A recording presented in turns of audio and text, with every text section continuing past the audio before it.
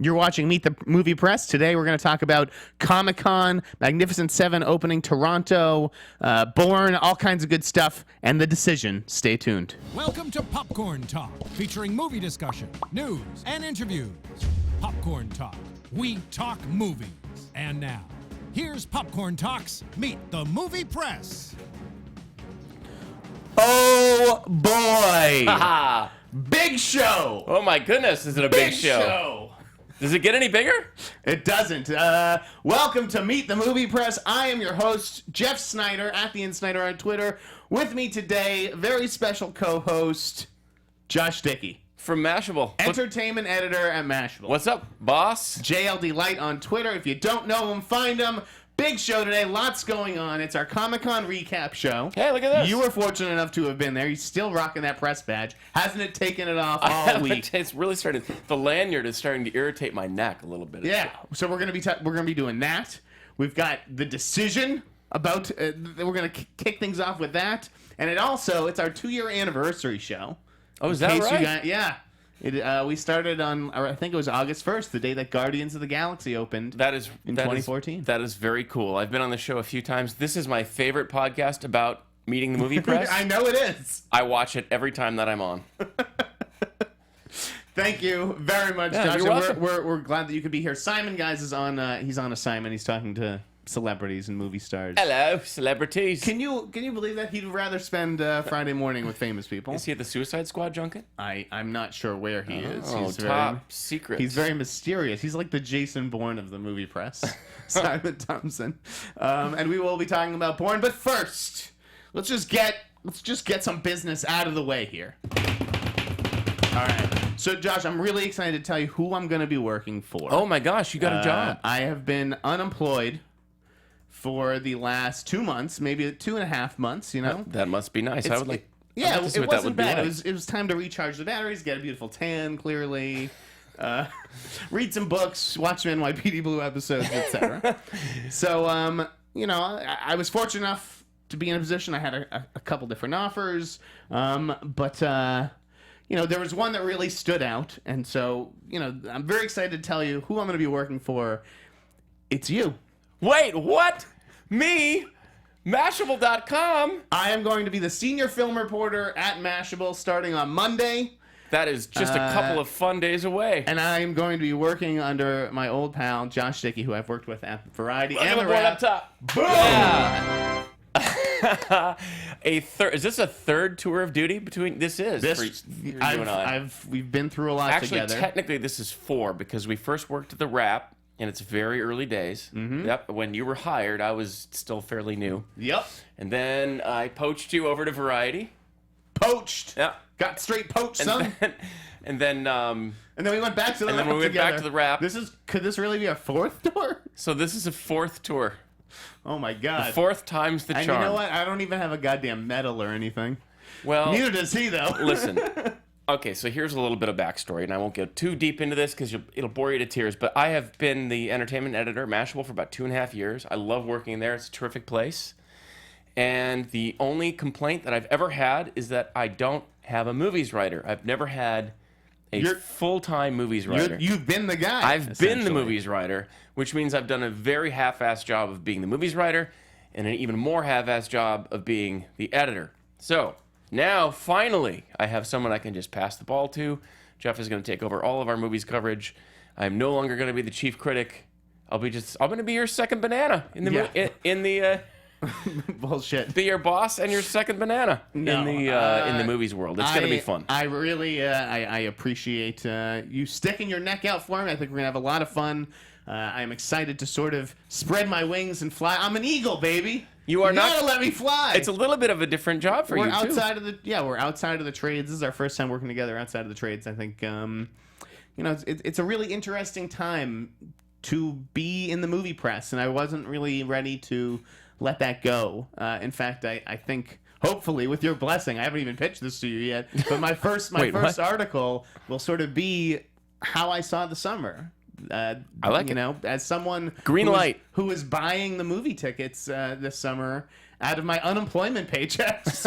Okay? I was blowing my unemployment on going to see the movies and keeping up with all the summer releases. A civilian in the movies world. How and it was weird a grim, is that? It was a grim summer, so maybe I'll weigh in with some thoughts on that. But thrilled. You are thrilled, and I am thrilled. We're both so thrilled as It's just a thrill. It's going to be a thrill a minute. And we are still going to break some news. Like, that could be part of what you do, but you're not. That's not going to be what you do anymore. Yeah, that's not going to be your job. Hopefully that won't be the focus, because I'm looking forward to doing some different stuff. But yes, I think that we will be breaking some news from time to time. So just, we'll keep guys like our pals Justin Kroll and Boris Kid on their toes. That's all. That's right. We don't want them to feel completely at ease. Yeah, that's your thing, guys. Yep. But we might be in your sandbox once in a while, fellas. Anyways, it's been fun watching them compete from the sidelines, and I think that just generally speaking, the entertainment journalism landscape is going to look a lot different on Monday morning. A lot of people starting different jobs. Michael Sipley going over to Deadline. That's right. More things happening as well. So, yeah, Mashable. A little bit of a 2 shake-up. thumbs up, guys. With that, Here we go. With that bit of business out of the way, let's talk about Comic-Con. You were there. What stood out? What missed? I was at Comic-Con. First of all, going in, I could not believe that there were 2 studios. 2 studios bringing movies. Now, 2 major studios. We still had Europa Corp with Valerian, which I thought was very cool. I was very excited to see the Valerian stuff. I'm always in for a super off the beaten path weirdo space adventure movie. So it looked good. It looks great. It looks great. So because this is... You know what else looks great? What? Jupiter Ascending looked great. Yeah. And John Carter looked like it might have been pretty good too. I actually liked both of those movies quite a bit. That's why I love you. God bless you. I think that Valerian has a chance at being a lot of fun. It will be entire. I mean, the visuals are super cool. The idea is kind of cool. They're very confident in it because I have just been waiting for this movie to shift its release date. Oh, yeah. Because it's it opens away. the same day as Christopher Nolan's movie, Dunkirk. And they're not blinking. They really feel like they have something special. And it sounds like it went over well with the Comic-Con. It went over very well. I don't think the room was full because I don't think a lot of people really had this on the radar or had very high expectations for it. Mm-hmm. And I think a lot of that has to do with you've got Cara Delevingne and Dane DeHaan, who are not movie stars yet as the leads. Are they likable? I don't know, but what I saw of them made it seem like it might work. Mm-hmm. It's the story. Valerian is a 1967 comic that went all the way through 2010. It's like a French-Belgian comic or something like that. It's out there. And the construct of it is essentially that these 2 are agents in space they're like special agents who travel through space and time. And he's really into her and spends all of his time flirting with her and trying to get her to be romantic with him, and she's not at all interested. I don't know that is going to work necessarily with a modern sensibility, but it looks like they might have twisted it a little bit. I mean, obviously, she's an international supermodel, and he's a kind of a wimpy half movie star. Did you get to see Rihanna in this? Because I hear that her character is pretty crazy. Very briefly, we get to see her. She's like a burlesque dancer type, but I think she's obviously got a bigger role. It's not like a mocap right. sort of. No, it's clearly Rihanna. Okay. And Ethan Hawke is in it.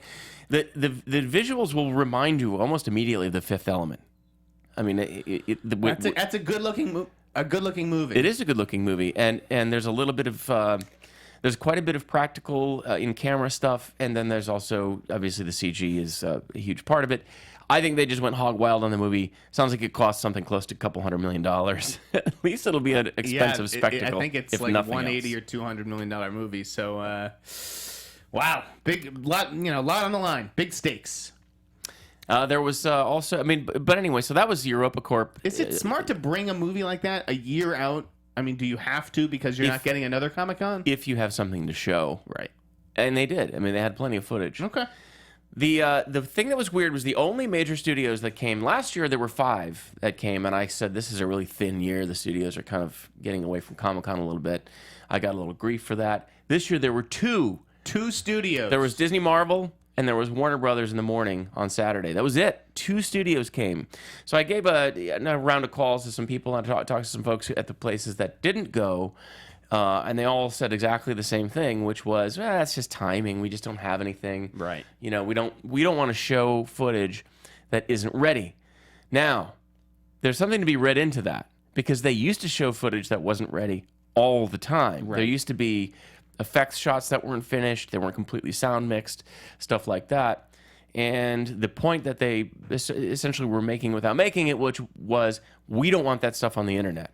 If So they it's a matter of piracy. it's a matter of piracy. It is absolutely the jackals who have come in there and shot footage off the screens and put it on the internet that day that are preventing the studios from coming down. Why can't Comic-Con get it together like CinemaCon has, where if you like whip out your phone, a friggin' laser beam shoots out of the ceiling? I don't know. That's pretty wild, and that's a pretty good deterrent. Yeah. Like, you couldn't even have your phone out. No, as soon as it comes out, the goddamn light comes on. Yeah. I remember seeing it. It was like a goddamn light show at CinemaCon. There's also, however, CinemaCon's different because the crowd that's in there is Sure, to be it's not- trusted. yeah, It's not a that's bunch true. of it's not a bunch of mouth distributors. breathers. It's distributors, right? And exhibitors and press, and we're not interested in pirating. That's a the Stranger films. Things term now. I associate that with Stranger Is Things. it mouth breathers? Yeah. Is that right? Yeah, there's mouth breathing. We'll talk about that too, but let's stick to Comic-Con. So let's talk about the stuff that I actually saw as well. We'll start with DC. Bunch of trailers. Wonder Woman. What'd you think? I think it looks cool. I mean, I thought it was. I got some chills from that. I thought it looked pretty cool. Now, I thought Batman versus Superman looked cool too, and we saw what happened there. That's the thing. They can make anything look cool these Yeah. days. I agree that it looks cool, but at the same time, the feminism stuff was really in your face. It is, and that is kind of annoying. I wish they could find a way to. I mean, almost. I gotta be careful what I say here, but yes, when it feels like they're hammering you over the head with it's. Well, I think that's what failed Ghostbusters. It's fine to have it in the movie, but when it's the marketing hook, it feels like it's a marketing hook. Yeah, and it is a marketing hook. And I think we're going to have to endure it for a long time. I think it's going to be 5, 10, 15 years before we finally feel like this stuff is just naturally here now. It's part of the, we're not going to go take that, boys, every time that there's a female superhero or a protagonist. It's exacerbated as well because it's a period piece, and it is, what is it, like the 20s? World War I think World War II. Okay. Well, yeah. One of those world wars. For the First World War, I believe. But yeah, things were different back then in terms of gender relations as well. So the problem is even more amplified. That's true. Although there is a certain amount of retconning of history that's going on right now. Like I mean, I don't know what to think about this. If this is good or bad. I have to be very careful how I present this because I want the intent. This is a dangerous show. It is dangerous. Think back to Alice Through the Looking Glass. I don't know if you saw that, but I did. I definitely But did. in the beginning of the movie, in That's the in real the article. world, before she goes through the looking glass, and we're in the 1930s or 40s, or 20s maybe, or something like that, and she's a sea captain.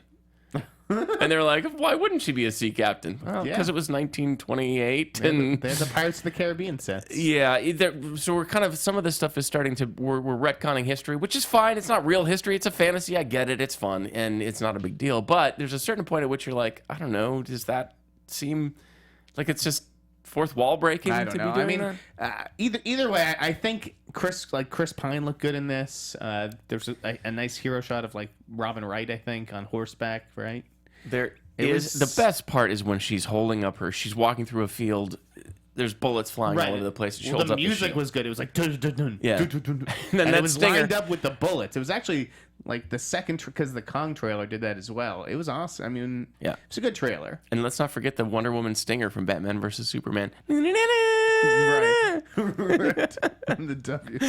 When the Weezer logo comes out. Listen, it could. I mean, this is us lining up the football to kick it one more time. Warner Brothers did a wonderful job at Comic-Con of basically being like, I was "Hey, impressed. everybody, listen, everything's cool. We're still having fun. This is gonna be great." And we all bought it. I bought it. I buy Suicide Squad. I buy Wonder Woman. I think it's all gonna be fun. And then the movie actually comes, and we'll see. Mm-hmm. You never know. It just, it didn't look it didn't look that different from other movies in the DC universe. They still all have this sort of polished sheen, which I guess you need for continuity's sake. But yeah, everything looks a little bronzed and a little shiny. yeah, it's that steel blue, gray. I don't know.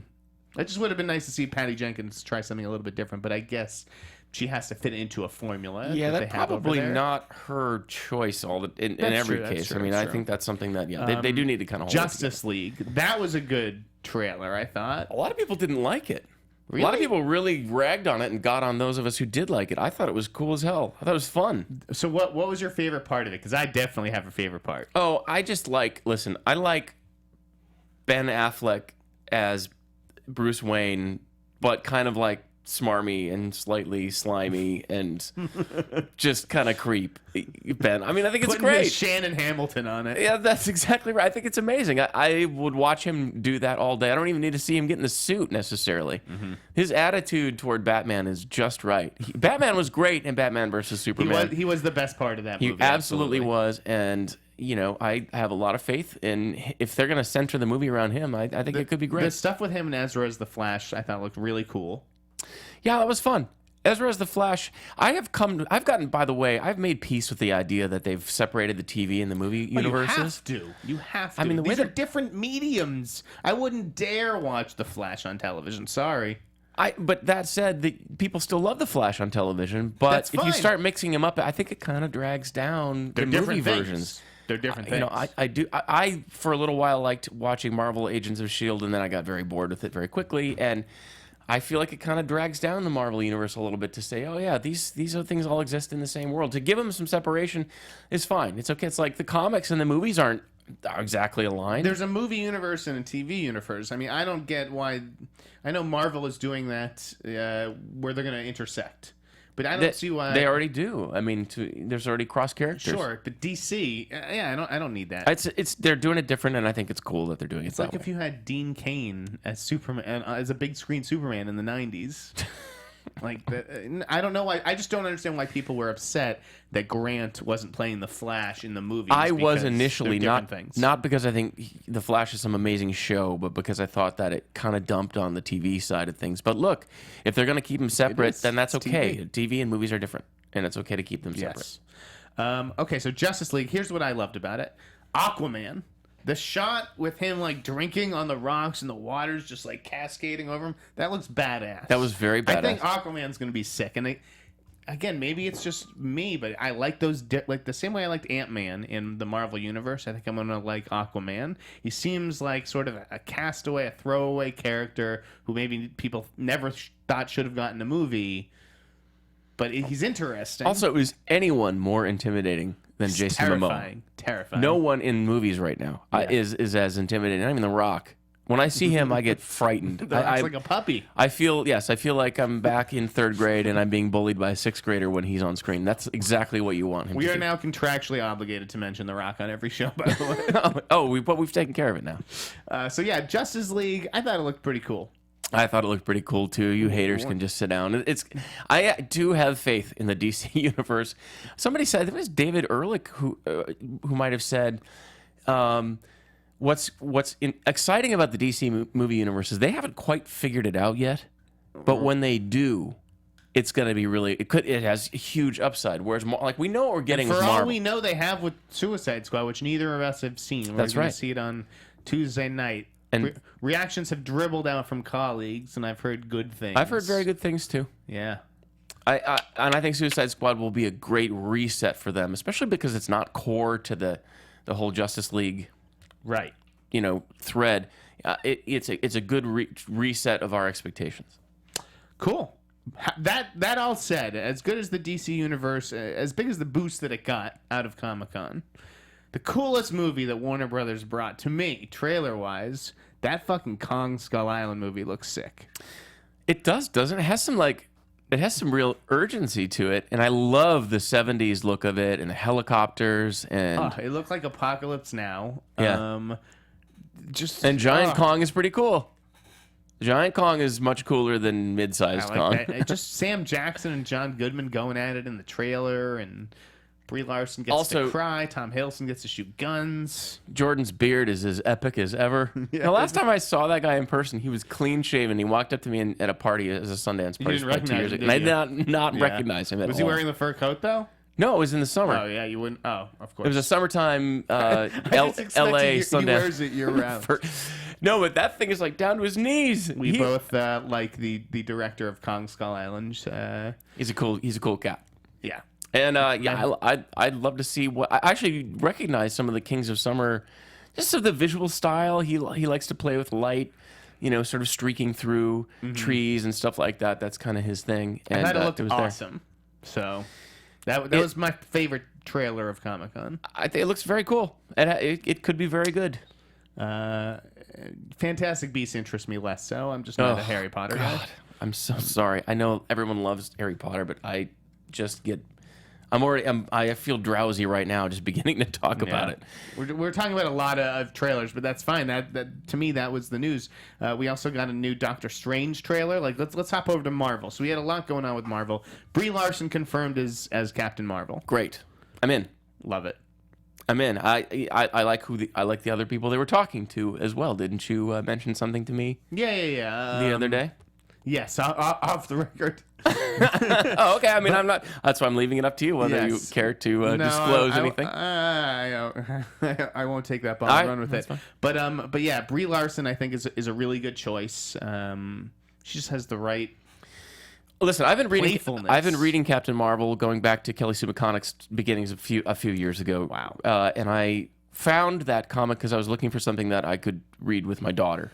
Okay. And I have a very good friend who's a huge comics nerd. He's like, Captain Marvel's probably the most powerful superhero in the Marvel universe, right. period. Just in terms of her powers. Is Wonder Woman the same way as well in DC? No, Captain Marvel's actually a lot closer to Superman, frankly, in terms of what she can do and what her skill set is. I thought I'd heard that basically as Wonder Woman was like a god almost, or whatever. I think Wonder Woman's almost more like Thor. Okay. I think those two are more parallel, whereas Superman and Captain Marvel. Remember, Captain Marvel was originally a man, was a Kree warrior, an alien warrior, who was created to compete with Superman. That was to be their Superman. Then, in an incident between him and Carol Danvers, who's a fighter pilot, his DNA gets infused with hers. She gains his powers. He goes away. She takes up the Captain Good old Marvel. DNA infusion. There's nothing like it. When am I going to get my DNA infusion? So Brie Larson, big fans of that casting. She's got the right tone, kind of feistiness. There's something very special about Captain Marvel, the character, at least the way that Kelly Sue wrote her. I thought that she's kind of screwball-y, but also very deadly serious at times, and just a really interesting, rich character who required the right person to carry that off. And there's Sorry, go ahead. She is going to be. I promise you. I'm saying this on the record right now. Hold me to this. She will be the Tony Stark of phase 4 we're going into now. I don't know how many phases we're on. She will be the Tony Stark. She's going to be the main central character of Marvel Cinematic Universe going forward once all the, after Infinity War, something will happen and we're going to get a whole new set of heroes and she's going to be their leader. So I like it. That's a great call. There's still no director on that movie though, right? No, it's a little weird that they cast the lead without a director, unless the director is just waiting in the wings. That could be just right around the corner. Just signaling the Kroll sign in the sky. What else happened at Comic-Con with Marvel? The Black Panther cast was confirmed. Michael B. Jordan. Yep, Killmonger. Yep, is that it? That's he's the villain. They didn't have anything to show, obviously, because they haven't started shooting that movie. That happens next summer, I think. It's going to be a while before they even get into production. But there will be. That's 2 Comic-Cons away before we see anything from them. But Marvel was very generous with stuff. They brought it out. Doctor Strange, there was a new trailer, which I thought this looks like the mindfuck of the century. I can't wait to see this movie. I'm so excited to see Doctor Strange. I'm not even a Benedict Cumberbatch fan, and I'm not a huge Doctor Strange fan, but the way this just looks and feels like it's going to be an awesome drug trip. I was going to say, you should just assign me, Jeff goes to the movies on mushrooms, and here are his notes. I don't think you even need mushrooms for that movie. The scene that we saw versus the shots that we saw versus what it was in the new trailer, they showed us stuff that they did not release. And that goes too for Guardians of the Galaxy 2 as well. Oh, that's right. Okay. So you saw Kurt Russell? Yes. Is it Ego? Yes, Ego. I guess not Jason, although there was a set visit. I don't know how much about that I'm really allowed to talk about. Okay. but I was on the set visit, and a lot of set of GOTG. a lot of and that stuff will be coming out in a couple of months. A lot of what we saw at Comic-Con, we sort of learned on the set visit, mainly which is Kurt Russell is Ego, and then Baby Groot is, or maybe like toddler Groot at this point, is a major part of the movie, and he's going to be at toddler size during most of the film, which was very cute. That's cute. I mean, I prefer to see like a big badass I think Groot. by the end of the movie, he'll return to form. Right, he'll be big again. But the scene that they showed us where he essentially gets involved in a fight is hysterical. It's cute. Listen. James Gunn is so drunk with power right now. The power he's going for all kinds of crazy stuff that is just going to be loopy and wild and fun, and I can't wait to see it. Very cool. Was there anything else? Well, we got a Luke Cage tease as well, which I thought looked badass. Was that during the TV panel? I don't know. Yeah, probably. I didn't go to the TV panels. The Marvel TV thing wasn't. I mean, I did see what was online later. Yeah, no, it's cool. Sick. Luke Cage is a very, very cool character, and it looks like they got it right. All right. I mean, that kind of does it for Comic-Con. No, was there anything else that you saw? A rise in women in Ghostbuster costumes? There was some of that, yeah. Gosh, the Ghostbusters energy just didn't materialize. I mean, that thing dropped 53% in week 2. Yeah. I don't understand. I didn't like the movie that much. Not as much as I wanted to. I really wanted to love that movie, and I just thought it was okay. But it really felt like maybe did all the run-up energy just take the wind out of that sails, or what was kind of. It was very anticlimactic. It was like noise. It comes out. And then it just, dissipates. It's like, okay, that's done. Let's move on to the next. Maybe we were just tired of talking about it. I liked the movie Trolls. I think that looks like an interesting animated, just a slightly different sort of animated film. It's a musical. Okay. It has Anna Kendrick and Justin Timberlake doing the music. What I liked about it is the way that it looks. It looks very tactile. The characters are sort of like felt and furry. I grew up playing with Trolls, by the way. Not ashamed to admit that. Not ashamed. I think it looks cool. I liked what we saw at CinemaCon. The music looks like it's really cute. Yeah, that could be one of those kind of sleeper hit things that suddenly is like almost like Frozen, where it kind of comes out of nowhere and is a huge hit. DreamWorks needs that, by the way. All right. Trolls. Aren't you glad we spent a minute and a half talking about Trolls? The little toys with the different colored hair. Their home is being threatened. Let's talk about some new releases. Oh, I can't wait. We'll save the news for the end. So I haven't seen them. Jason Bourne. Oh. Here's my thing about Jason Bourne. Before I give it to you and you tell me about this new movie, the Jason Bourne franchise is not good. It is a mess. Did you guys see the Jason Bourne? Go watch the Jason Bourne Honest trailer that Screen Junkies did. I mean, it doesn't make any sense. Oh, basically Jason Bourne went to this mysterious organization and asked them to erase his memory. Here's his real name, the end. The action is influential. I get that it influenced other movies with the shaky cam style and that kind of thing, but I've never really dug these movies. They're fine for set pieces, and that's about it.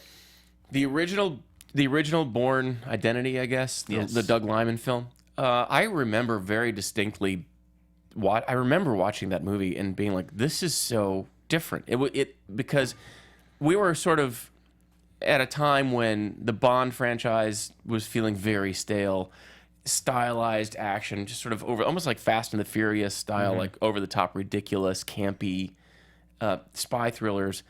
And then along comes this very dark, very gritty, like a truck slams into a car and it's just like, there's not like tumbling and fire, and it's just like, I just remember the action looking like what the action would look like if there really was a car chase through the streets of Prague or whatever, and thinking that was very distinct and very cool.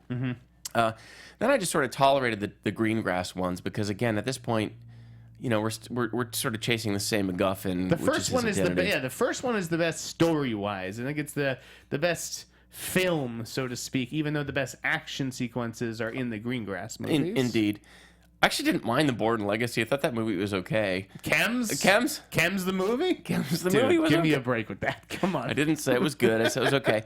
This movie was like someone punching you in the face for 2 hours. It was awful. There are people who liked it.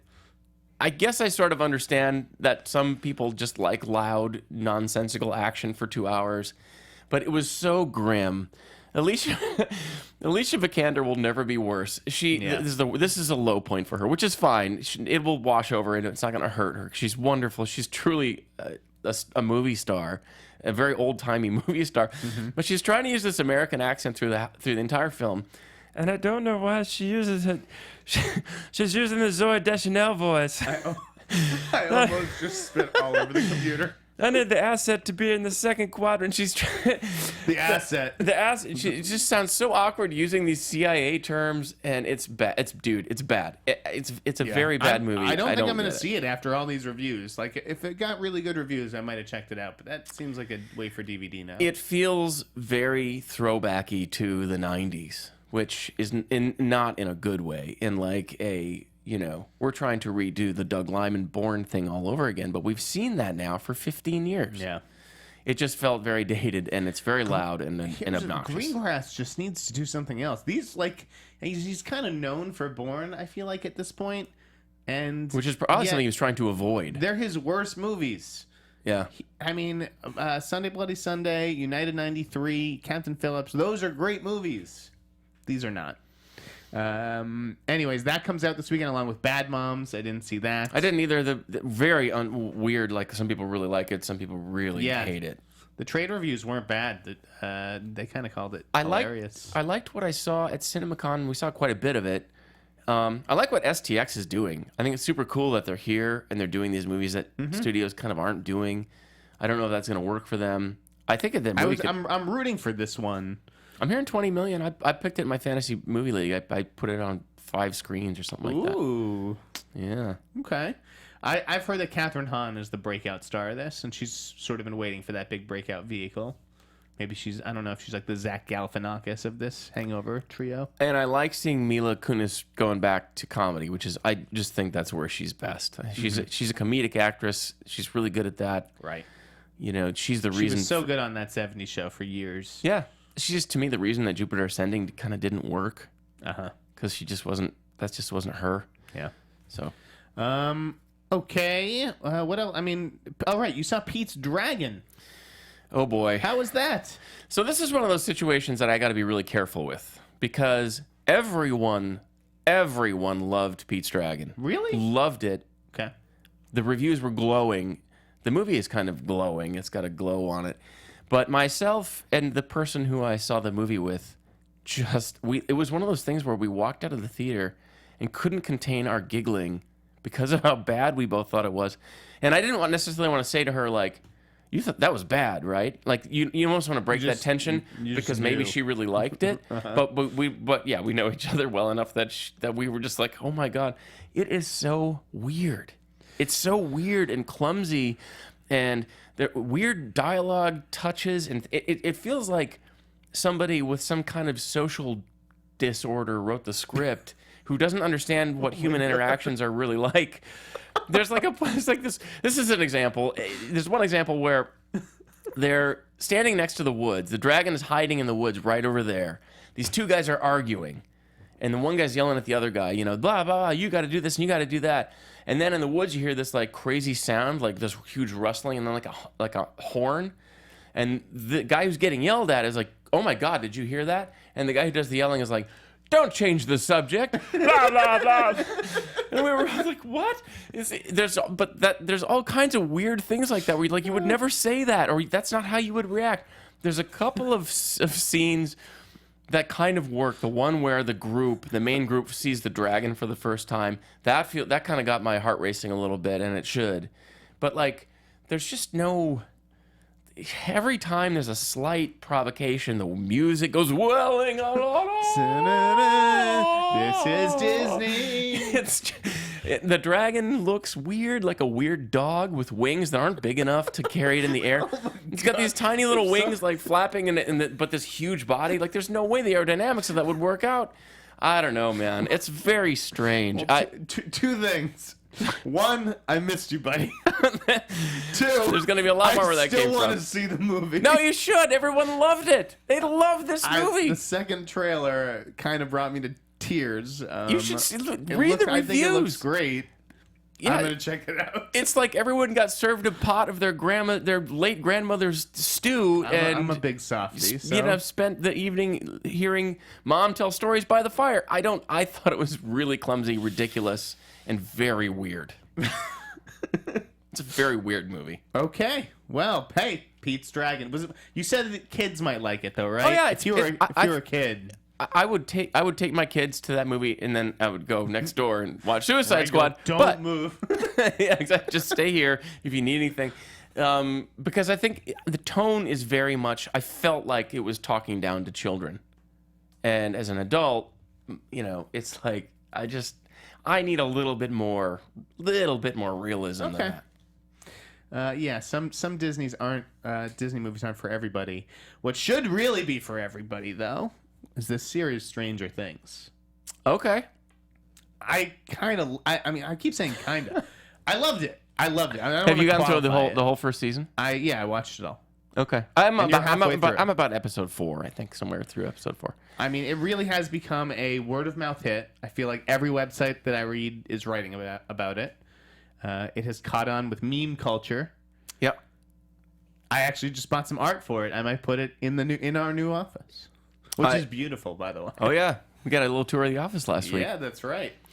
So this is not the show's cool. It's fun. I love seeing Winona again. I think that they did a beautiful job of blending up all these different nostalgia elements. It's getting some grief for some of that. Some of its homage elements, like it's a ripoff. But I don't. As long as it's kind of it's wearing that on its sleeve. It's a remix. I think that's okay.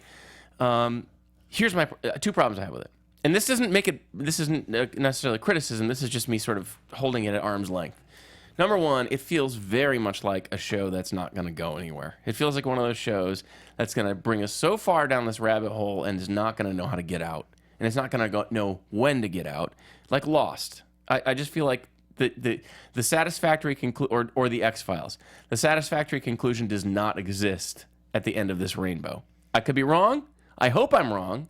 I reserve the right to be wrong at all times, but this has that distinct feel to it. The other thing that I think, and this is very easily fixable, is that it doesn't, and this is because it's all about me and in my demographic, you know, white middle-aged male being taken care of Right. here. There are no other perspectives or points of view. Right. There's not a character in the show for me necessarily. Now, the sheriff might be that in the long run. Winona's a little too unhinged for me to completely be on You want her someone to side. latch on to. It's like the reason the OC was such a great show and such a cultural hit when it was in its run was because you had the kids and they had their dramas and their lives, and then you had the grown-ups who their had own their set of dramas. problems, Right. And they got equal billing and they were intertwined, and it made me feel like, you know, I had a place in the show. This show's kind of missing that for me right now. That could come along. I like the way that the sheriff is developing as he, you know, this kind of layabout, you know, suddenly he's called upon to do his job. It turns out he's pretty good at it, I think. Listen, I really like David Harbour. I think he's been super underrated. He's one of my favorite character actors. Whenever he popped up in a movie, I always appreciated it. He's different as the lead in this. They could have gone with maybe a bigger star, a bigger name, but he brings a sort of gruffness to it. Winona is a little hysterical, but yeah, I sort of am looking at the series not from the point of view of the adults, which maybe says a lot about me, but from the kids' point of view. And I think they're so perfectly cast and their chemistry together is so wonderful. It's just a really charming show that kind of earns the Amblin-esque comparisons. It's so Amblin-y, but that's not a bad thing. No. And I think that There's not enough of that. Yeah, I that think eagerness, that sense of adventure. I don't know. it does feel like a bit of a pastiche with like the font, you know, being the Stephen King font, and I love that, and the 80s synth and all that. yeah, it's cool. It looks cool. It's fun. I reserve. It could end up brilliantly. I feel like I do wish. Just hang on. I do wish that shows sometimes would set out with an end point. Like, we're going to do 3 seasons of this, and that's it. Right. And so many shows overstay their welcome, or they just run out of steam. That I can tell you how many shows. I've started a list of shows that I've watched season 1, loved it, And then you were gone. and then I'm done. Yeah. And I think that's okay. I think that's fine. I've had a few of those. I like to trust my instincts and my taste, and it's like if I'm going to watch something to begin with, I'm kind of in it to win it and to follow through. There are certain It has shows to that be you have pretty to take. bad. You got to take Game of Thrones all the way to the goal line. There's no way you. I haven't seen a full episode. Yeah, well, that's because that's just not for you, and I get that. But like Bloodline, I loved season 1, and I watched 1 episode of season 2, and I was like, eh. Yeah, I felt the same way, but I don't know. There's still something. Maybe it's about the storytelling that keeps driving you. Anyways, let's switch it up. Let's talk about Meryl Streep joining the Mary Poppins sequel. Our boy Justin Kroll dropped this yesterday. Meryl Streep's going to be singing again. She just did Into the Woods for Disney. And she has Florence Foster Jenkins opening in a week or two. A lot of singing lately with Meryl. Which goes back to, gosh, what's the movie where Prairie Home Companion, though. She's in that, right? Yeah, and there's an even earlier film where she plays a You're right. country singer or something like that. It's just escaping my mind. And Ricky in the Flash. She's fucking just been singing. That's all she's doing lately. I don't like her singing that much. Don't say anything, but I don't think Meryl Streep's a very good singer. I think Meryl Streep thinks Meryl Streep is a pretty good singer. Sure. It's like if you're not going to see Meryl Streep sing. You want to see I her don't think act. she's a bad singer. I just don't think that there's anything special. I don't think there's enough that's special about her singing or what happens in the movie when she sings that she should be doing it, every 3rd movie. She has all the respect in the world from me and the entire community. She has Oscars. She's Meryl Streep. She's just doing her crazy aunt thing, I think, is what's happening. She's like, I'm just going to do... What is there to prove that she's a good singer? She's got nothing to... Is that what it is? I don't know. She's just, I need to sing in this movie.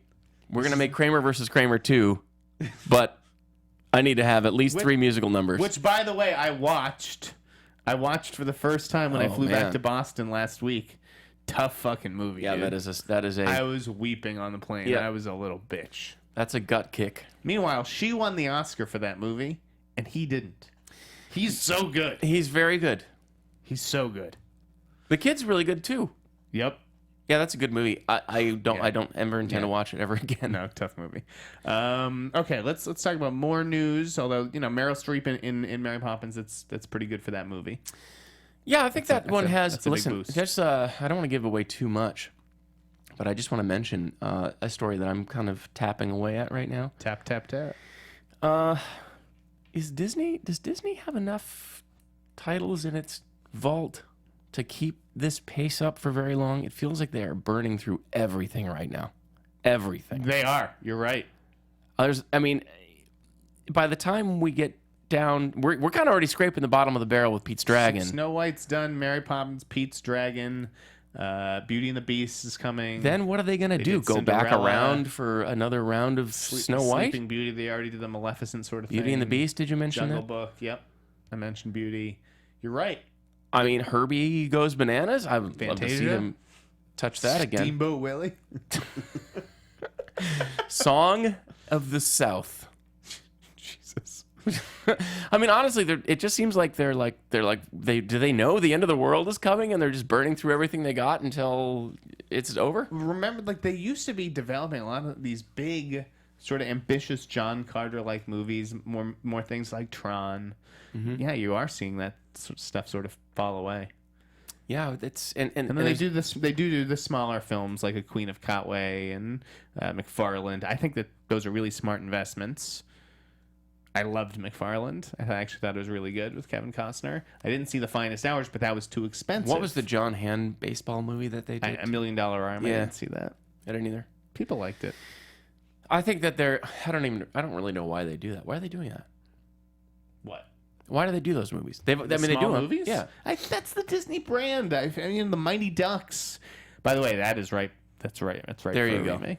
Yeah, the Mighty Ducks. the Mighty. We're gonna come back around to Herbie Goes Bananas. But it's Girls the Hockey. Mighty Ducks, Robin Hood. A live There's action. so many Robin Hood things. Oh, by the way, Warner Brothers. So, and there's plenty of news left to talk about, but I did want to talk about some trailers. Warner Brothers dropped that King Arthur trailer. Oh see yeah. that? What'd you think of that? The Guy Ritchie. I don't know. Everybody's trying to get on the Game of Thrones bandwagon. Yeah, it's this crazy Gods of Egypt CGI shit that comes out in the second half. And it has the modern beginning, music. It looked kind of cool, but It looks like it looks like a Knight's Tale. That's what it is to me. It's a Knight's Tale. It's not going to work. Yeah, It'll open to 14 million. I don't think it's going to work either. Charlie Hunnam is really funny, and he was same way Tarzan hasn't really worked. Although Tarzan didn't that kind of have like a pretty decent hold in some international business. It did well internet. I mean, it's not going to lose as much money as we thought, but I think it's still a money loser. It's still a loser. Interesting. Yeah. It was just so expensive. It's a $180 million movie. Well, I know. $180 million. It does not look it. I didn't even see it. My mom saw it. I didn't see it. It's pretty dreadful. She's into that kind of stuff. Magnificent Seven opening the Toronto Film Festival. I don't think so, man. Yeah, I don't think it looks good. It looks to me like a bunch of pretty boys playing cowboys on a movie set. Yep. And it looks ridiculous. If anything can save it, it will be if it is funny, if it's really funny. But a bunch of badasses. We're badasses and a badass Ted. Blah, blah, blah, blah. Come on, guys. Like, grow up. The only thing I want to see that appeals to me about this movie is D'Onofrio. Yeah. I could just watch 7 D'Onofrios running around. The magnificent D'Onofrio. Nothing. Denzel Washington on horseback doesn't work for me. Yeah. Sorry. And, again, it's got that kind of Benetton cast. It's like, but we're talking about an old West town in the 1860s, right? Yeah. All right. We're gonna zip. Did you see the Train Spotting teaser? Nope. Don't care. Let's forgetting about the teaser. It's called T2 Train Spotting. What the fuck?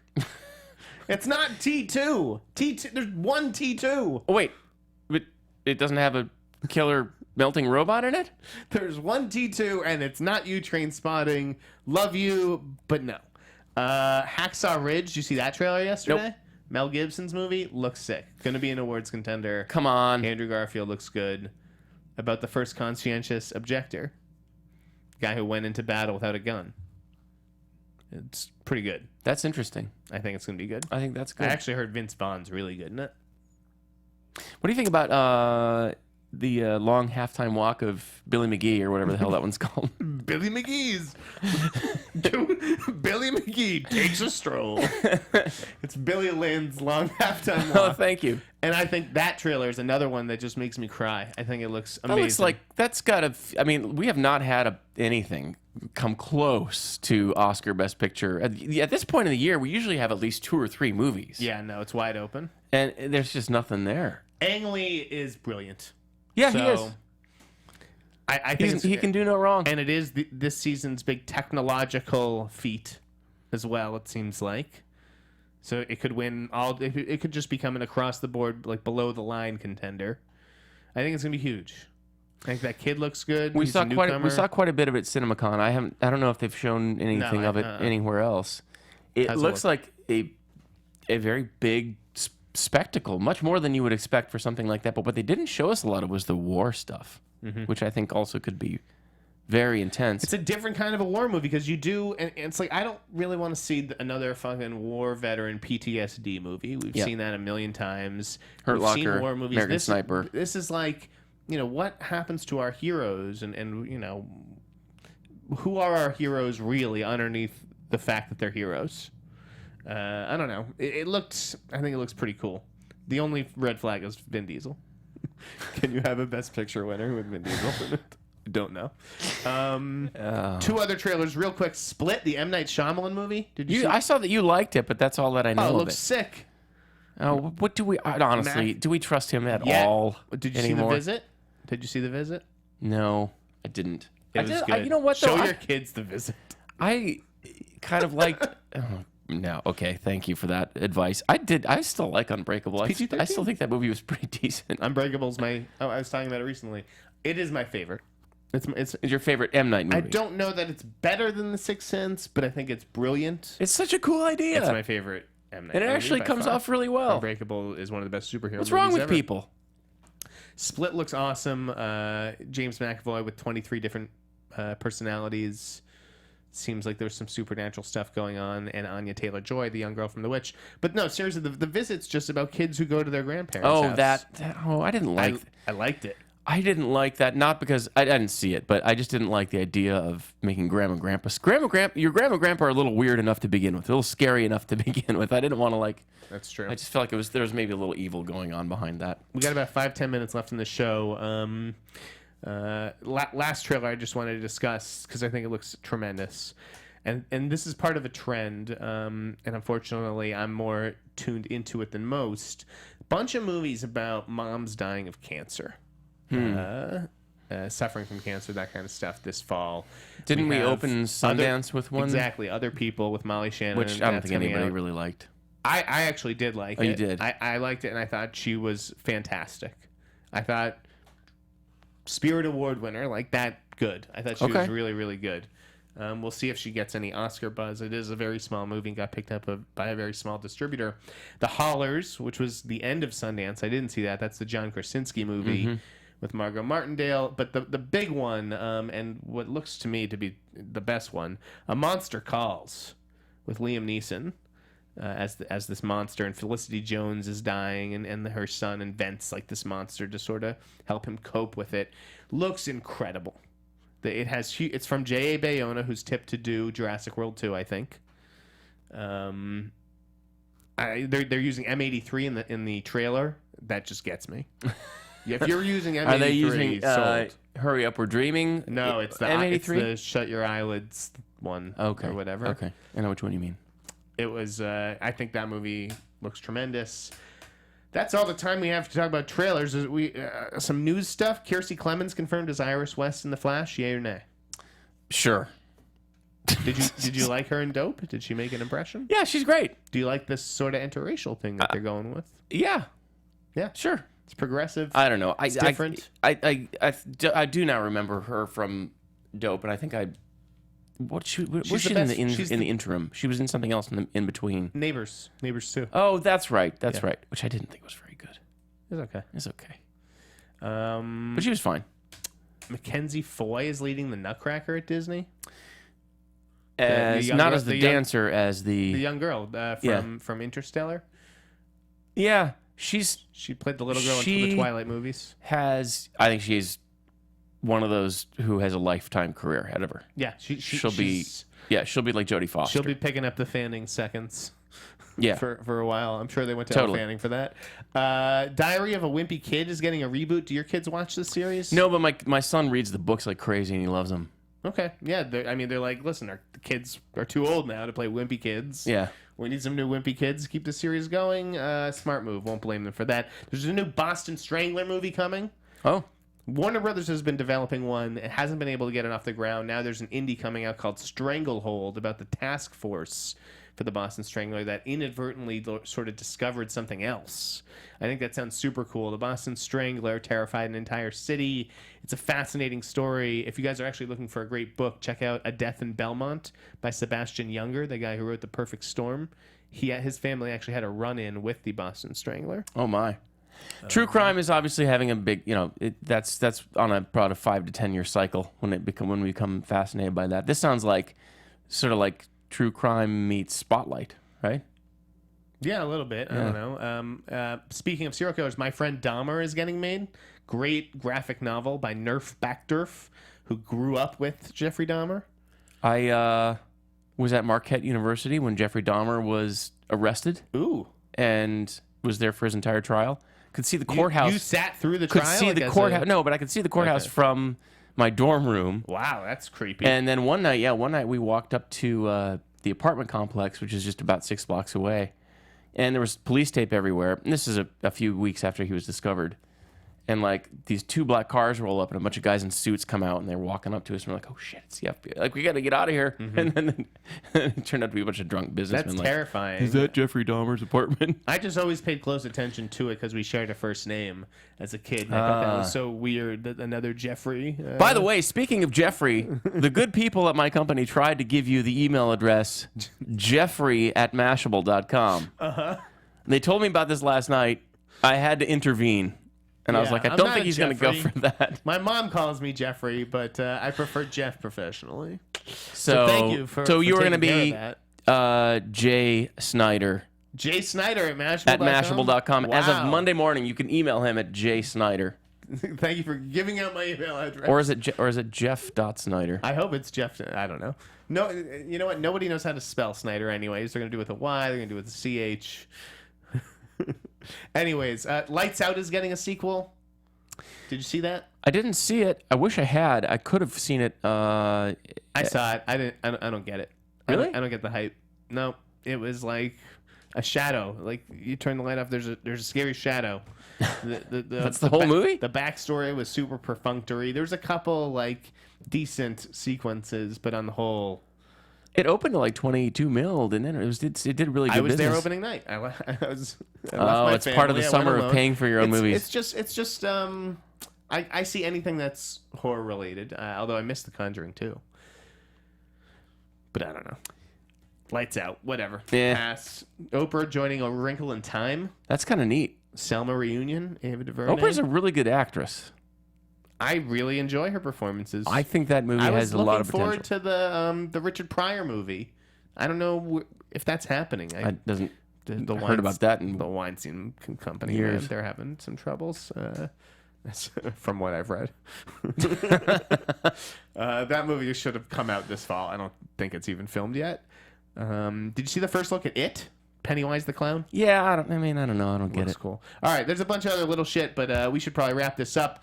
Josh, I'll see you Monday morning. Yeah, bright and early, buddy. Seriously, I thought you were like, you pitched me on this whole come in as late as you want. Well, on day one, you got to just be there. kidding, Yeah, HR's got to get you on I'm board just and fucking kidding. get you all hooked up and all that stuff. But it was a great show. Thank you for being part of our 2-year anniversary show. I'm thrilled. I am thrilled. And Meet the Movie Price is going to continue. I will continue to be here for now with Simon Thompson. So check us out next week. He should be back unless another famous person wants his... All goes down with my blessing, of course. However, there is probably a very good chance that you and I will be available somewhere else at another time Maybe slot. we'll start something. Who knows? Either way, I'm not going anywhere, folks. Mashable.com, Monday morning. Check me out. Where can the good folks find you? On Twitter, at JLDLight. JLDLITE. At the Inn Sneider, and come Monday, you'll find us on Mashable. Sure will. Together Have a good again. weekend, folks. 2-year Hey, birthday. Let's we go are celebrate. together again. From producers Maria Menounos, Kevin Undergaro, Phil Svitek, and the entire Popcorn Talk Network, we would like to thank you for tuning in. For questions or comments, be sure to visit popcorntalk.com. I'm Sir Richard Wentworth, and this has been a presentation of the Popcorn Talk Network. The views expressed herein are those of the hosts only and do not necessarily reflect the views of the Popcorn Talk Network or its owners or principals.